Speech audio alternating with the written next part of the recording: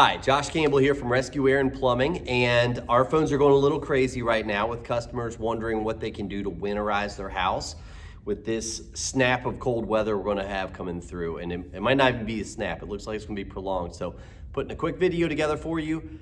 Here's some ideas I think are important, and let's get started. Woo! It's cold out here. So as this cold sets in, it's important to know where your water main is. If your water pipe bursts inside your house or you have a major problem, that is not the time you want to figure it out. Here in Dallas, mine comes in from the street. You'll see this water main. It also has a hole down here for a key. Those keys are available at places like Home Depot, Amazon, anywhere you might, but it might be a little late to try to get one of those.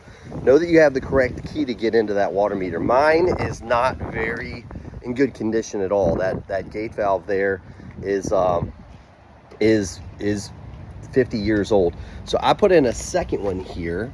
I dug it up from the street and re-ran it into the house, but mine's exposed.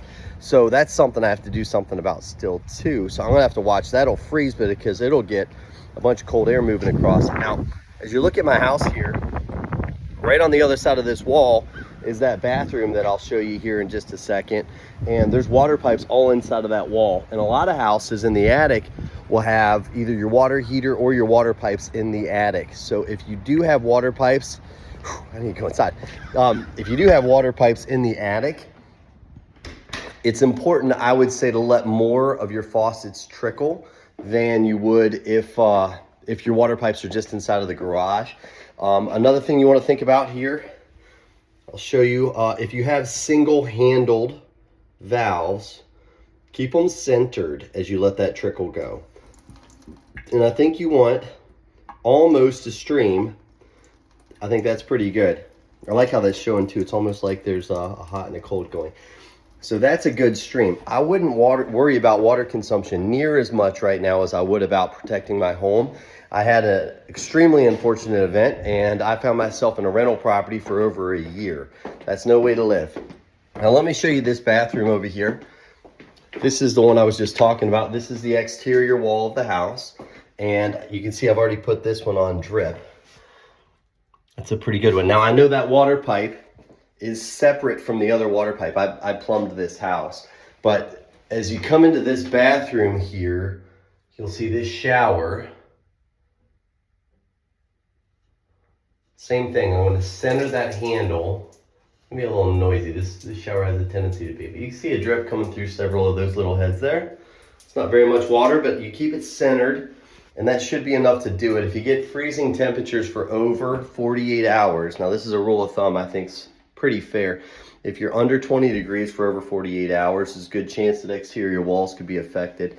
One more thing I would think about too while you're in the kitchen in this area of the house is opening up cabinets. So if you open up your cabinets and let heat flow through them. So let's presume this was an exterior wall, especially if there was a sink below it, you would want to let heat get in here because it's a good way to let extra warmth circulate on that wall, and it'll help keep those pipes inside of that wall from freezing.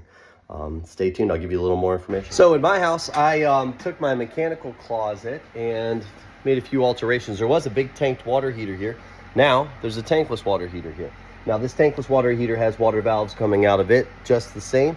So this is a good place. In a lot of homes, your water main comes into this closet. Now if your water main comes into this closet, what you want to do is you want to make sure you know where that main shutoff valve is.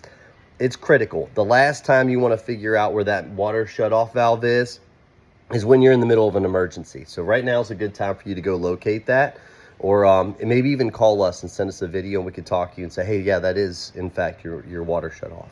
Hey, Josh back from Rescue Plumbing, and I'm here at Home Depot and I'm looking at mountains of these faucet covers. Now they have them out right now because they work and because they're perfect to put on your outside hose bibs and keep them from freezing when that wind hits them and these temperatures get super cold.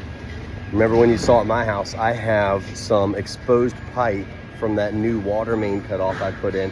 So I'll be picking up a sleeve of this too in order to insulate that a little better before I put a cover over top of it. So run by Home Depot and get yourself one of these faucet covers and put them on. They really do make a big difference of keeping the wind off of the device and keeping the temperatures from inside radiating through.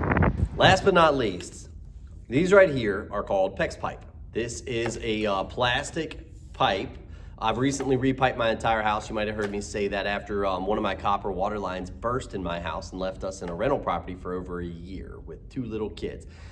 If you haven't repiped your house and you're still working with copper, you're a little more susceptible to a burst pipe because these have the ability to expand and contract. So if they get some frozen water inside of them, they're not going to blow like a copper pipe would. One more thing to think about while you're thinking about protecting your house is that be a little extra cautious if you're still working with copper pipes inside of your house. So one last thing I wanted to get in there, and I wish you luck. Give us a call if we can do anything to help you out. 972-964-2665. Google Rescue Air and Plumbing, and we'll pop right up, and we'll get out to you as quick as we can. All right, good luck.